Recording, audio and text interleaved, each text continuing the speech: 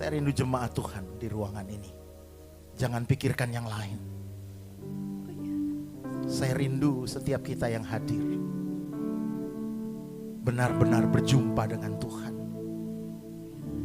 Tidak ada pribadi yang lebih bagus, lebih baik selain Dia. Terima kasih Roh Kudus. Ini pribadi kami datang kepada.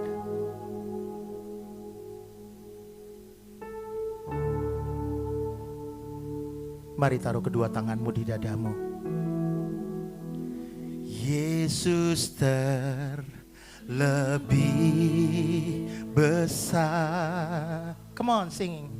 Yesus terlebih besar. Katakan di dalamku. Di dalamku. Di dalamku. Di dalamku. Yesus, panggil namanya. Yesus terlebih besar. Yesus gak ada yang lebih besar dalam hidup kami selain Engkau. Selama-lamanya. Panggil namanya. Panggil namanya. Yesus. Yesus. Oh. Oh. Yesus terlebih besar.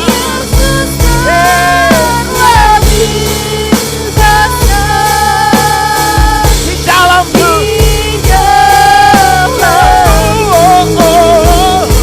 Di dalam. Sekali lagi katakan Yesus terlebih besar. Yesus terlebih besar. Terima kasih Tuhan.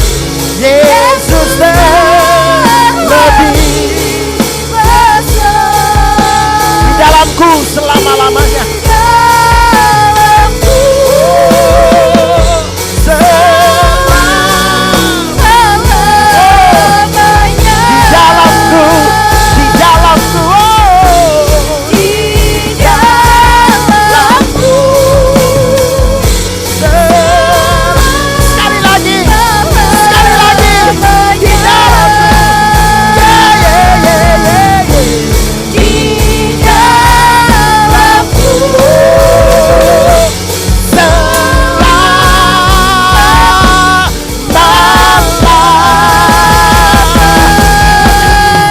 Sorak-sorai bagi Tuhan Allah kita. Dia terlebih besar. Terima kasih Tuhan Yesus. Di ruangan ini sekali lagi bukan tentang siapa-siapa, tetapi tentang Yesus Tuhan yang terlebih besar dalam hidup kami. Terima kasih. Kami harus semakin berkurang, Tuhan yang semakin bertambah dalam hidup kami. Tuhan lebih besar dari semua persoalan dalam hidup kami. Tuhan lebih besar dari semua uang kami. Tuhan lebih besar dari semua harta yang kami miliki. Yesus lebih besar semuanya. Itulah penyembahan kami yang kami rindukan. Terus menerus terjadi dalam hidup kami. Terima kasih Roh Kudus. It's all about you Lord. Semua tentang Tuhan. Semua tentang Tuhan. Terima kasih. Kalau hari ini kami ada, sebagaimana kami ada di ruangan ini. Kami menyembah Tuhan dengan nyanyian pujian. Sekalipun kami sadar itu belum bisa membalas kebaikan Tuhan dalam hidup kami. Tapi kalau kami dapat kesempatan bisa bernyanyi, memuji, mengagungkan nama-Mu, biarlah itu menjadi dupa yang harum dan wangi-wangian bagi kerajaan surga. Terima kasih Roh Kudus, terima kasih banyak Tuhan Yesus. Engkau sudah memberkati gereja ini. Terima kasih, kami naikkan syukur. Biarlah di kesempatan kami mendengarkan suara-Mu, Engkau yang lebih keras terdengar daripada suara hamba. Kami tolak segala bentuk kesombongan apapun dalam hidup kami. Kami tolak segala kuasa yang bukan daripada Tuhan. Kami tolak di dalam nama Tuhan Yesus. Hari ini hamba percaya kemenangan terjadi dalam hidup kami ketika firman Tuhan ditaburkan dalam hidup kami. Demi nama Yesus Kristus Tuhan dan Juru Selamat. Setiap kita yang cinta Tuhan, mari berkata bersama, amin. Kasih tepuk tangan sekali lagi dong bagi Tuhan. Puji Tuhan. Terimalah salam sejahtera, shalom buat kita semua. Shalom, puji Tuhan. Saya mengucapkan terima kasih kepada Tuhan Yesus Kristus. Tuhan yang maha baik, Gembala Agung, dan kepada keluarga besar gereja GKI Panji Kristus yang terkasih, Bapak Gembala, Pak Chandra dan Ibu. Terima kasih banyak sudah memberikan kepercayaan saya. Kayaknya apa perlu kenalan? Kayaknya enggak sih ya, kan udah pernah kesini berapa kali ya? Udah ya? Oh belum? Hah? Loh, hamba-hamba, oh waktu itu hamba-hamba Tuhan ya. Oh gitu ya. Ya, kalau di Panji Kristus sudah beberapa kali. Jadi salam kenal buat jemaat Tuhan. Terima kasih ya jemaat sudah mengizinkan saya memberkati Anda kalian dengan kebenaran firman Tuhan. Saya datang bersama keluarga. Bisa berdiri sebentar keluarga saya di sini? Iya, berdiri sebentar. Ya, oke, good. Ya, saya datang dengan istri dan anak-anak saya. Puji Tuhan. Ya. Nama saya Ricky, ya. Jangan dibalik. Saru. Ayo, mikir apa ya? Ayo. Gitu ya. Kira-kira itu. Saya melayani sebagai trainer di ada sekolah. Kami sebetulnya mendirikan sekolah, tapi sejak pandemi kami tutup untuk kelas onsite karena pandemi pada waktu itu. Jadi sekolah pujian penyembahan. Jadi sekolah yang berhubungan dengan training worship leader dan singer, ya, gitu ya. Juga para pemusik. Itu didirikan sekitar 2010 kalau saya tidak salah di Semarang. Lalu saya pergi keliling-keliling ke desa-desa karena memang tujuan training ini saya buka untuk gereja-gereja di pedesaan gitu ya. Kayak berapa waktu lalu kami melayani bersama Pak Yones Irawan di MPP, Mitra Pelayanan Desaan. Keliling-keliling beberapa desa-desa. Saya berikan training secara gratis untuk gereja-gereja yang khususnya kalau di kota-kota yang jemaatnya rata-rata di atas 500, itu buat saya gembalanya ya cukup mampu lah ya. Karena sekarang modalnya jadi worship leader, sekolah di Proskuneo atau di Harvest. Harvest itu kalau nggak salah 16 juta. Sekolah menjadi seorang worship leader seperti yang memimpin kita tadi di ruangan di depan ini. Kalau di Proskuneo itu 13 juta setahu saya waktu berapa tahun lalu ya mendaftar itu. Wah, jadi alo 300 juta ki gopo ya. Mendingan tuku speaker lah wes ya. Ya. Atau beli keyboard itu ya. Jadi lalu saya bagikan ke gereja-gereja secara gratis, modulnya sama kira-kira gitu. Dan baru selesai bulan lalu ya kita di Panji Kristus yang di Dargo ya. Nanti di sini nyusul katanya gitu ya. Nyusul ya. Kira-kira gitu. Hari ini kita punya judul Worship with all your heart ya. Ini kalau ngomong bisa muncrat ini kalau enggak ngerti anu nek ya. Ya toh. Coba sing ibu-ibu coba nek ngomong kan angel ya. Ya toh. Worship ya with all your heart. Sembahlah atau beribadahlah dengan sepenuh hati. Kira-kira bahasa Indonesianya begitu. Kalau begitu, pengertian sederhana dari judul ini begini. Kan dibilang begini. With all your heart, sepenuh hati. Berarti kalau menyembah Tuhan itu harusnya dari dasar hati. Dan orang itu kelihatan dasar hatinya benar apa tidak dari cara hidup kekristenannya sebetulnya kelihatan. Karena Tuhan itu tidak melihat penyembahannya. Tapi yang Tuhan lihat itu si penyembahnya. Saya ulangi sekali lagi. Tuhan tidak melihat apa? Penyembahannya. Enggak. Tapi Tuhan melihat siapa? Si penyembahnya. Menurut saya dasar hati itu penting di hadapan Tuhan. Karena itu yang membedakan penyembah benar sama penyembah settingan. Kira-kira begitu. Itu yang membedakan tuh di situ. Nanti mungkin di pertengahan saya coba jelaskan hal itu. Kita baca dulu sama-sama Maleakhi pasalnya yang ketiga. Ayatnya yang ke-18 ya. Kalau memang bisa ditampilkan di layar, di screen lebih baik. Tapi kalau tidak bisa, Anda bisa lihat di Alkitab atau di handphone saudara. Maleakhi patsalnya yang ketiga, ayatnya yang ke-18. Yang sudah dapat bilang amin. Ya, kita baca sama-sama ya. 1, 2, 3. Maka kamu akan melihat kembali perbedaan antara orang benar dan orang fasik. Nah ini yang penting. Antara orang yang beribadah kepada Allah dan yang tidak beribadah kepadanya. Kalau pernah lihat, saya sih pernah dulu, saya lupa ya entah buku atau majalah itu. Zaman dulu kalau nggak salah Bobo namanya, nggak tahu yang masih ingat itu. Majalah Bobo itu, majalah anak-anak itu, di situ ada gambar, 2 gambar itu. Gambarnya tuh sama, sekilas sama. Terus sekarang sih sudah pernah ada tuh, sayanya di handphone ada ya, ada aplikasi-aplikasi itu. Gambarnya sama, kiri dan kanan sama. Tapi kalau kalau Anda coba teliti, Anda coba telusuri gambarnya, ada yang berbeda, begitu. Misalnya gambar seperti foto saya nih, gitu, sama kiri dan kanan. Tapi kalau Anda mulai teliti, oh ternyata foto saya yang sebelah kiri tidak pakai cincin. Oh, foto saya yang sebelah kanan ada tai lalatnya, yang sebelah kiri tidak ada tai lalatnya, gitu. Waktu Anda coba teliti, itu ada perbedaannya. Ya, semoga suatu hari Anda ketemu tuh buku itu atau aplikasinya ada itu. Jadi bisa membedakan 2 gambar yang sama, tapi sebetulnya setelah diteliti ada perbedaannya. Nah, sama dengan orang atau kondisi orang benar sama orang fasik. Seperti tertulis di dalam, sebentar, saya ingat satu ayat di enggak. Kita kembali ke Maliaki ini aja. Saya ingat ya. Ini Anda enggak usah referensi, ayat ini juga udah bagus. Dikatakan kamu akan melihat kembali perbedaannya. Coba bilang sama-sama. Kamu akan melihat kembali perbedaannya. Kalau melihat kembali kan berarti sebelumnya kan pernah lihat ya.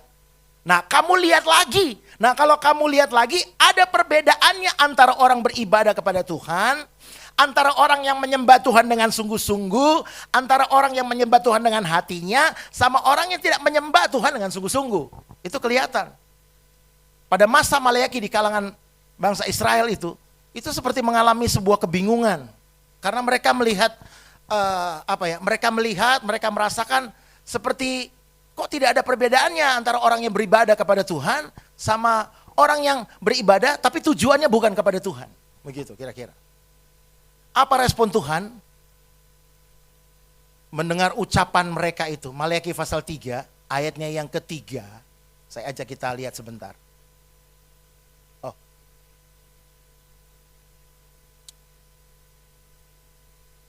Sebentar, ayat 6. Coba, ayat 6. Maleaki pasal 3, ayatnya yang ke-6, dikatakan begini. Bahwasanya aku Tuhan, apa katanya? Tidak berubah. Dan kamu Bani Yakub tidak akan lenyap. Ayat 13 coba kita loncat.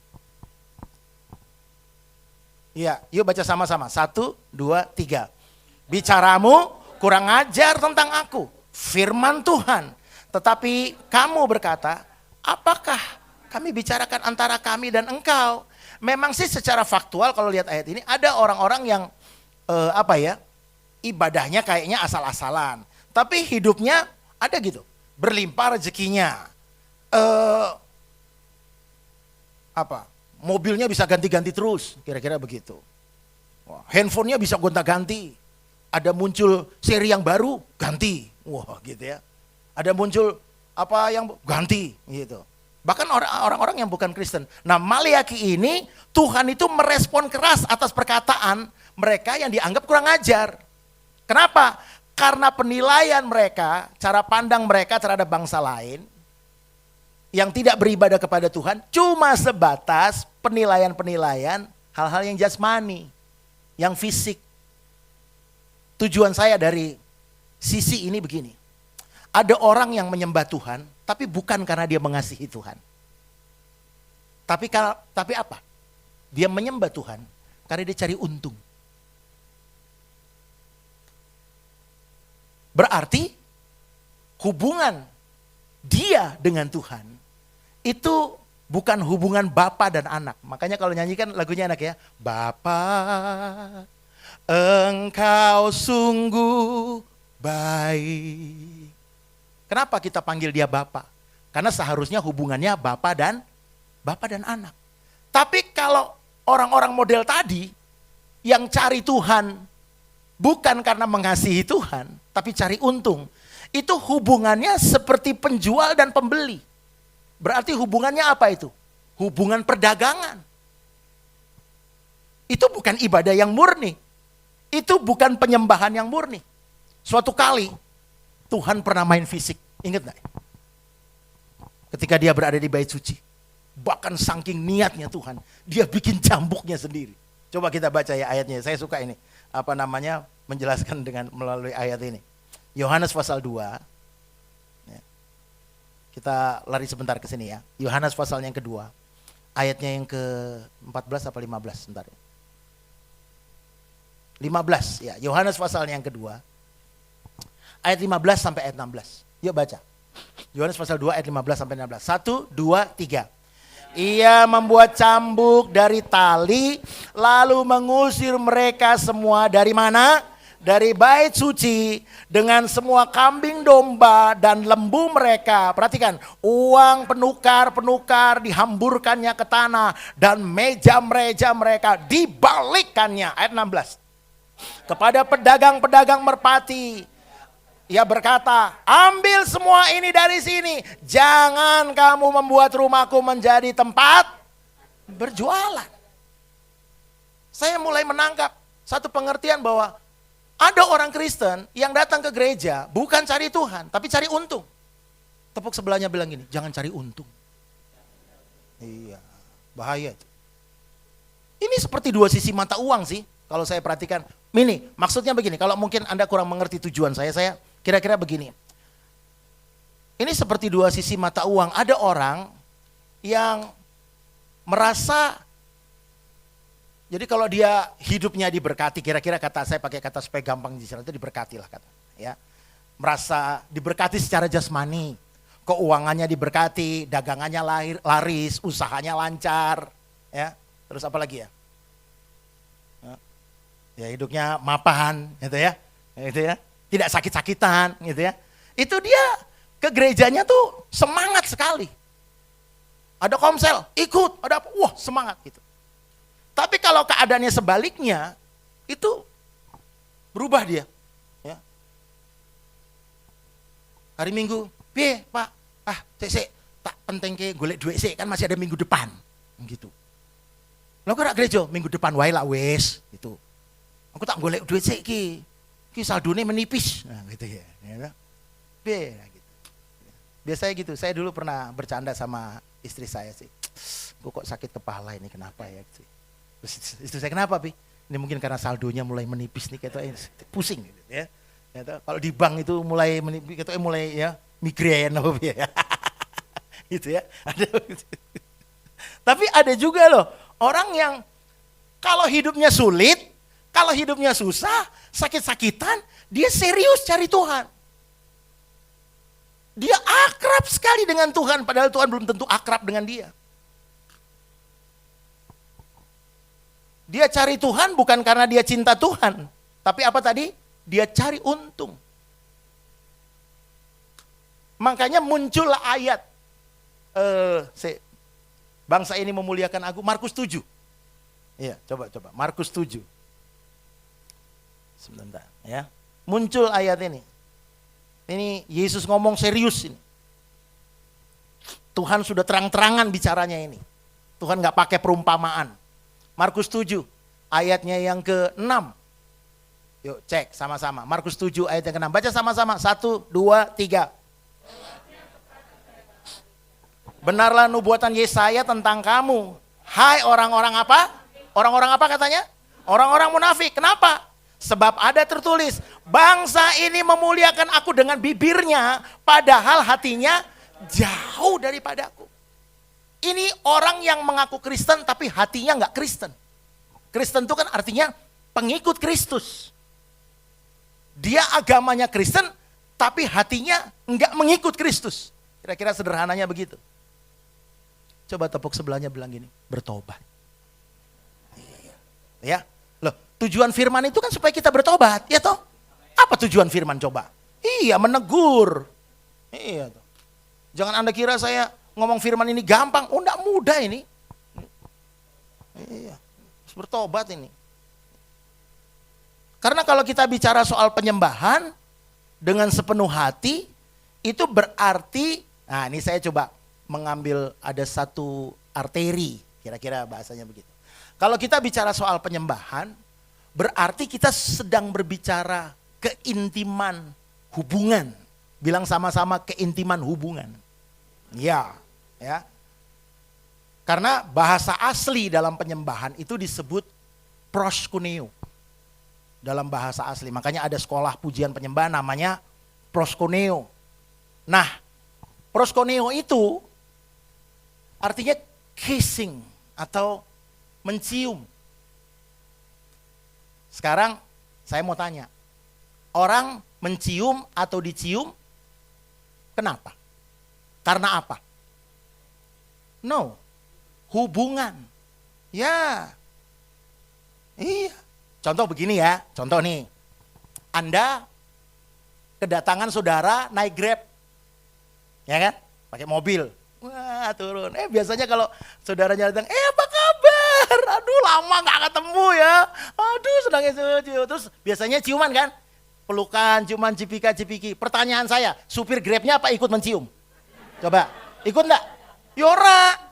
Apa supir Grabnya turun? Mbok aku ya, mbok diambungi atau ya piye to le? Kan ya enggak toh.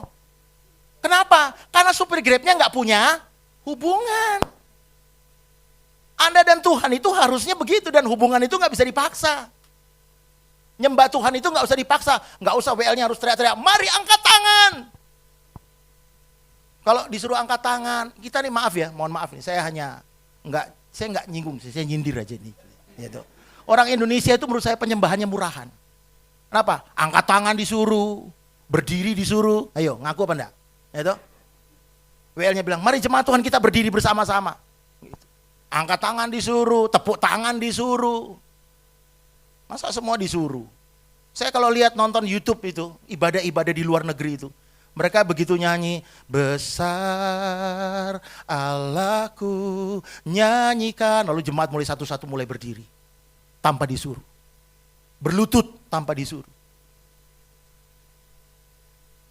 Saya kasih contoh nih, saat orang datang penyembahan di gereja. Yang satu, waktu nyembah Tuhan, dia bisa langsung merasakan hadirat Tuhan. Tapi kok sebelahnya nggak bisa? Kenapa? Pernah nggak gitu, lagi nyembah terus? Pernah saya waktu dulu awal-awal bertobat, saya agak bingung. Lagi nyembah Tuhan, nama saya nih latar belakangnya itu GPIB. Karena saya orang Manado nih, istri saya orang Jawa. Kalau kami nama gerejanya di Manado itu GEMIM, Gereja Masehi Injili Minahasa. Itu gereja Protestan. Kalau di sini itu Belendu, ya. Waktu saya awal-awal bertobat, nah, mami saya itu Pantekosta, papi saya itu Protestan. Nah, ini yang beratnya di situ. Itu. Kalau hari Minggu pagi, saya harus ikut sama papi, mami saya ikut ke gerejanya papi saya. Wah, gereja papi saya kan, gitu kan. Apa pagi-pagi itu WL-nya aja nggak bisa macam-macam kan. Saudara-saudara yang terkasih di dalam Tuhan, di pagi yang indah ini, marilah kita datang beribadah kepada Tuhan. Lalu jemaatnya nyautnya gini, beribadahlah juga dengan segenap hati. Wah, gitu. Kami, lagu-lagunya juga nggak kayak tadi toh. Lagunya, kami puji dengan riang di kau Allah yang, wah lagu-lagunya himne gitu. Nah sorenya ke gereja mami saya. Wah, ke mami saya tuh. Apa itu WL-nya tuh belum nyapa jemaat, langsung nunduk, langsung nangis. Saya tuh gini, Pantekosta tuh gitu ya, nangis ya. Terima kasih Tuhan, gitu. Terus nyanyi, habis nangis baru ketawa-ketawa gitu. Lagu-lagunya kayak tadi, api Kristus sudah menyala. Jadi saya tuh, pikiran saya tuh terbelah dua tuh, dari kecil itu. Ya. Satu kali begitu saya bertobatnya di gereja mami saya. Saya lagi diam nyembah, saya lihat sebelahnya tuh,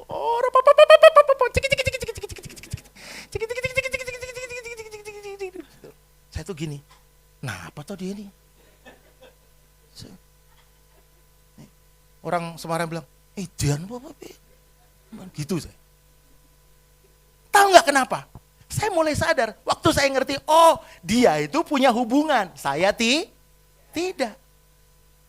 Ada orang ketika nyembah Tuhan, dia langsung bisa merasakan Tuhan. Tapi orang yang di sebelahnya cuma bisa merasakan suasananya. Itu namanya Kristen suasana. Ya. Saya berharap jemaat di sini jangan jadi Kristen suasana. Itu, ya. Orang yang benar-benar bisa merasakan hadirat Tuhan, itu beda jauh sama orang yang cuma bisa merasakan suasananya aja. Banyak orang itu cuma suasananya tok. Ya. Kalau yang lainnya gitu lihat, saya pernah satu kali itu lihat teman saya juga ya lucu. Dia lagi penyembahan, jadi kita, maaf nih ya, jadi dulu saya belum bertobat, saya itu pelaut, ya, kerja kapal. Ya pokoknya ya pelaut itu ya begitulah. Ya hari malam minggu bisa minum, mabuk, teler, hari minggu ya ke gereja, itu ya hebat itu. Ya, toh. Nah, satu kali itu saya tuh kalau pergi ke gereja, saya kantongin minuman itu Pak, dibawa di botol kecil itu ditaruh di belakang ini gitu ya. Jadi tujuannya itu apa? Aku tuh kalau orang Jawa bilang isin gitu ya. Jadi masuk ke gereja itu ben bisa senyum be wong itu kudu mendem sek gitu istilahnya ya. Jadi masuk kamar mandi tak minum gitu, tak kantongi masuk. Jadi teman saya itu bilang gini, kok bau naga ini gitu.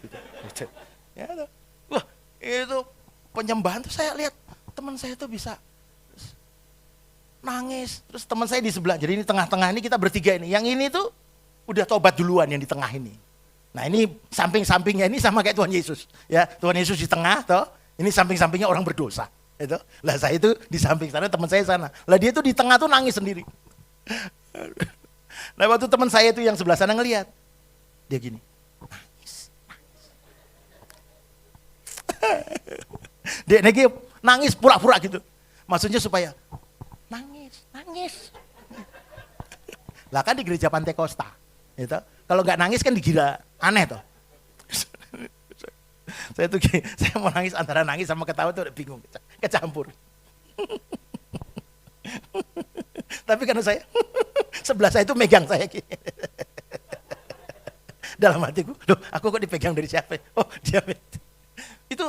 Jadi saya waktu pelajari, oh dua-duanya sama-sama menyembah.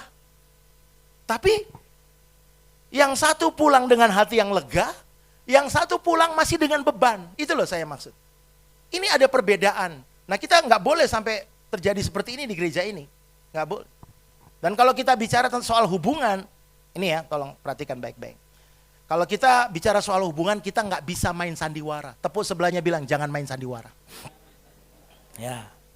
Apa maksudnya jangan main sandiwara? Saya beri contoh gini, Izinkan saya bertanya begini, kalau hubunganmu dengan suamimu bermasalah, dengan Tuhan bermasalah enggak? Hah? Halo? Ayo, Coklirun jawab loh. Hah?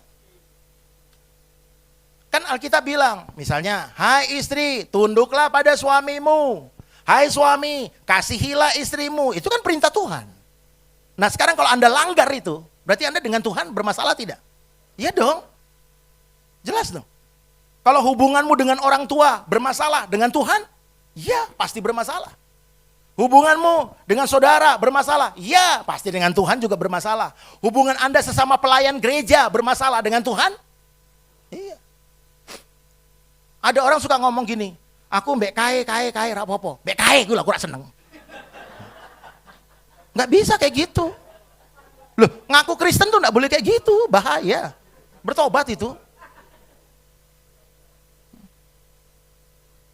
Pokoknya hubunganku dengan Tuhan baik, ambek dia aku rak peduli aku.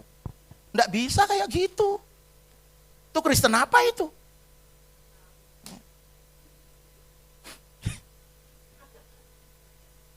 Makanya tadi muncul ayatnya, bangsa ini memuliakan aku dengan apanya?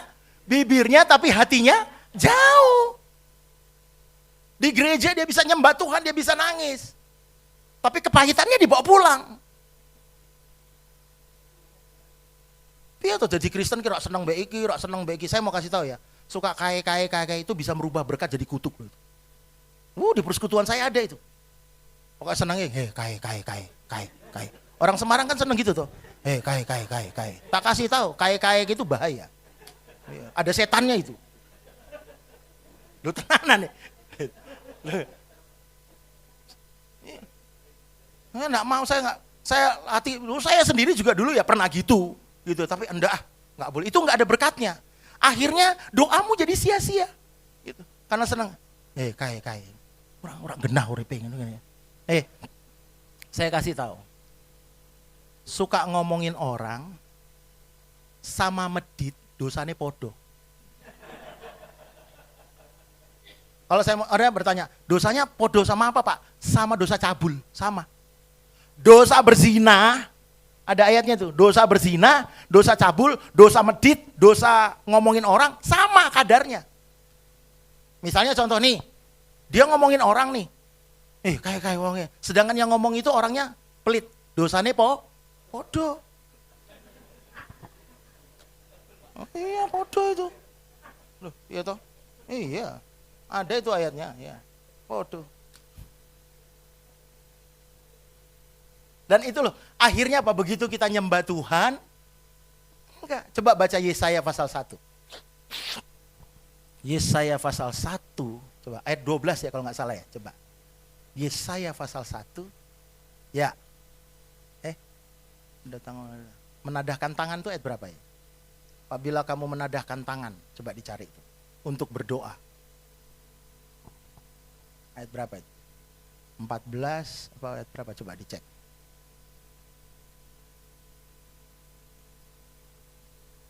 Oh iya, yuk baca ini, ayat 15 ya. Yuk baca sama-sama, 1, 2, 3. Apabila kamu menadahkan tanganmu untuk berdoa, aku akan memalingkan mukaku. Lihat, menadahkan tangan itu seperti apa? Ya, ketika Anda buka tangan, nanti mau pulang, gembala sidang berdoa, terimalah berkat Tuhan, Anda menadahkan tangan. Alkitab bilang apa? Aku akan memalingkan mukaku.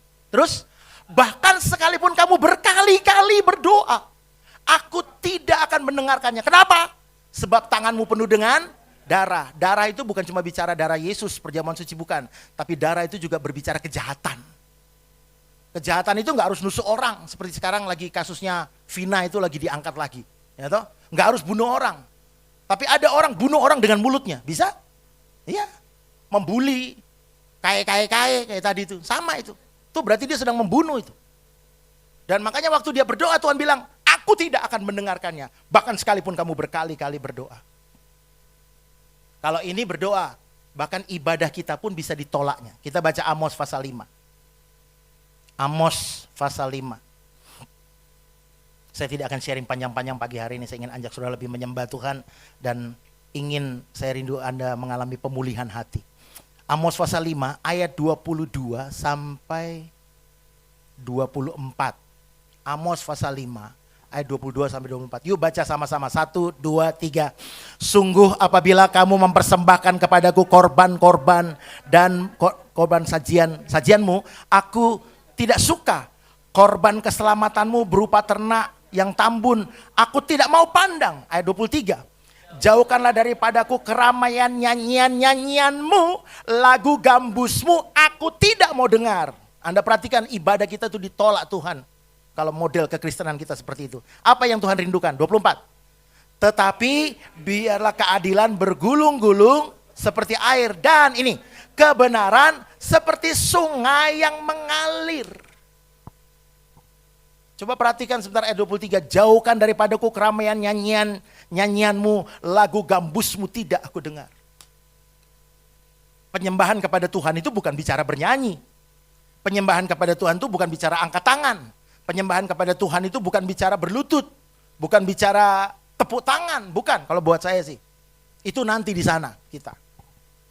Ya memang kita di gereja hari Minggu, ya perlu itu memuji, menyembah Tuhan, latihan, kira-kira gitu. Tapi esensi daripada penyembahan bukan itu. Pujian penyembahan bukan bahasa roh, tapi penyembahan itu menurut saya, penyembahan itu kepada Tuhan itu berbicara suka apa yang Tuhan suka dan tidak suka apa yang Tuhan tidak suka. Bisa bilang amin? Ya, itu penyembahan. Pertanyaan saya, Tuhan suka nggak saudara kepahitan? Nggak suka. Tuhan suka saudara simpan kesalahan orang? Nggak suka Tuhan. Tuhan suka nggak saudara korupsi? Nggak suka. Tuhan suka nggak saudara istri tunduk sama suaminya? Suka. Tuhan suka nggak suami mengasihi istrinya? Suka. Tuhan suka nggak anak-anak menghormati orang tuanya? Suka Tuhan. Tuhan suka nggak sesama pelayan gereja rukun? Suka Tuhan. Itu yang namanya penyembahan yang murni. penyembahan yang paling Tuhan suka. Saya cuma mau ingatkan kepada kita. Seringkali banyak orang Kristen, ya siapa ya dulu pernah ada satu pendeta berkhotbah. Dia berkata begini, Om Kris Manusama kalau saya nggak salah. Dia bilang, kamu kalau mau cari artis-artis, jangan cari di Multivision, cari di gereja banyak katanya gitu. Iya. Karena di gereja satu kali saya satu pengalaman ini, tahun berapa ya, mungkin tahun 90-an. Itu suami istri bertengkar.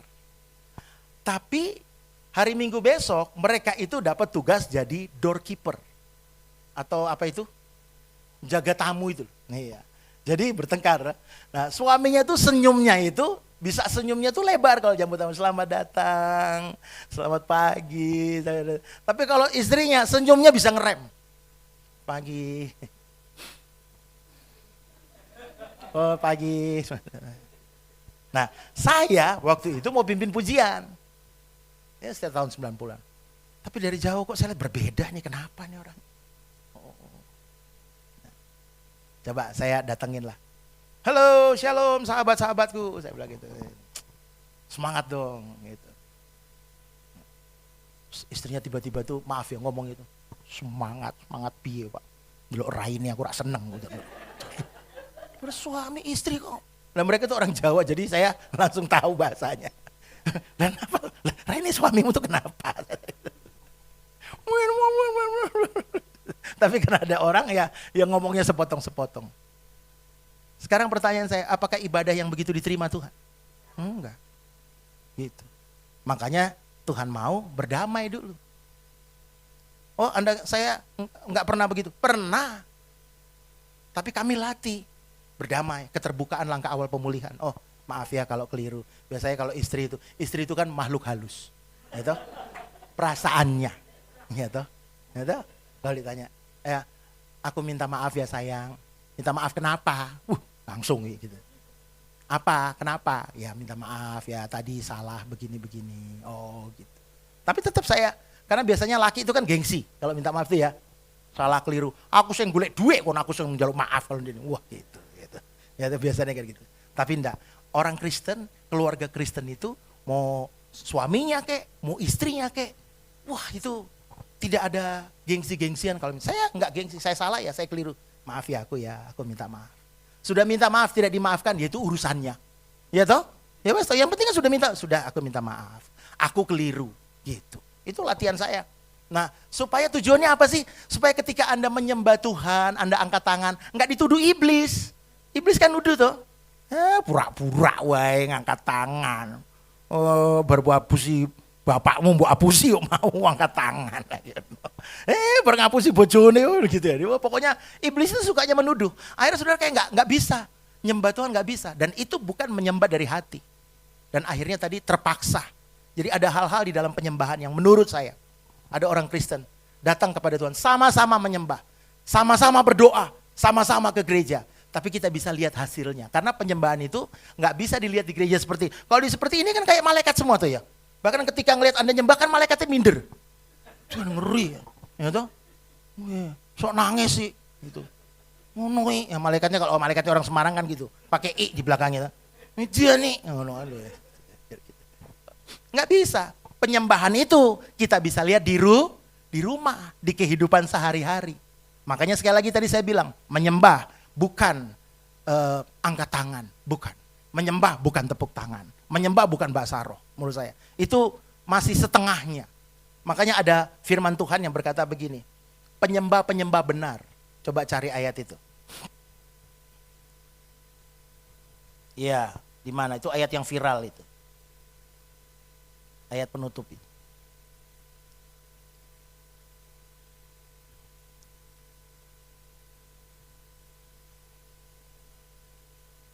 Yohanes 4 ayat 23. Yuk dibuka bersama-sama. Saya ajak kita berdiri bersama-sama baca ayat ini. Yohanes. Coba dibaca ya. Yuk baca sama-sama ya, hitungan yang ketiga ya. 1, 2, 3. Tetapi saatnya akan datang dan sudah tiba. Tuhan tahu bahwa penyembah-penyembah itu sudah ada, sudah tiba.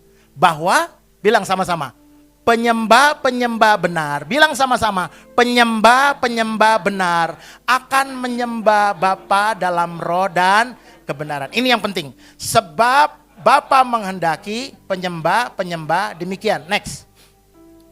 Allah itu roh, barang siapa menyembah dia harus, bilang sama-sama, harus, sekali lagi, harus apa? Menyembahnya dalam roh dan kebenaran. Pengertiannya begini, menyembah dalam roh itu bagus, bahasa roh, gak apa-apa, itu bagus. Tapi itu baru separuh nafas. Coba kalau Anda hidungnya ditutup separuh, itu kan gak enak rasanya bernafas. Tapi Tuhan bilang, harus menyembahnya dalam apa? Roh dan kebenaran. Artinya dia gak cuma angkat tangan di gereja, tapi artinya waktu dia pulang, dia jadi pribadi yang benar-benar jadi penyembah Tuhan. Karena sekali lagi menyembah Tuhan bukan bicara menyanyi, angkat tangan, berlutut, lompat-lompat, main musik, main gitar, WL, sebagainya. Bukan.